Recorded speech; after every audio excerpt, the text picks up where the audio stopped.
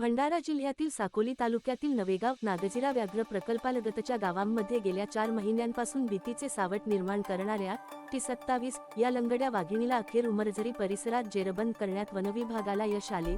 3 महिन्यांहून अधिक काळ सुरू असलेल्या या आव्हानात्मक मोहिमेचा अखेर यशस्वी शेवट झाला असून परिसरातील नागरिकांनीही सुटकेचा निश्वास सोडला आहे।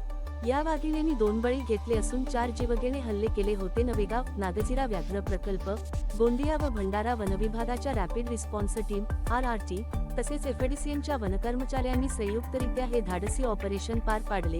अनेक वेळा वनविभागाच्या हाती लागूनही चकवा देणाऱ्या या वाघिणीला पकडण्यासाठी शेकडो वनकर्मचारी, तज्ज्ञ आणि अधिकारी दिवस रात्र प्रयत्नशील होते। त्याला आता यश आले असून नागरिकांची भीतीही दूर झाली आहे। आता गाडीवर मोबाईल नंबर नाही तर इमर्जन्सी QR कोड लावा, जे तुम्हाला अडचणीच्या वेळी मदत करेल।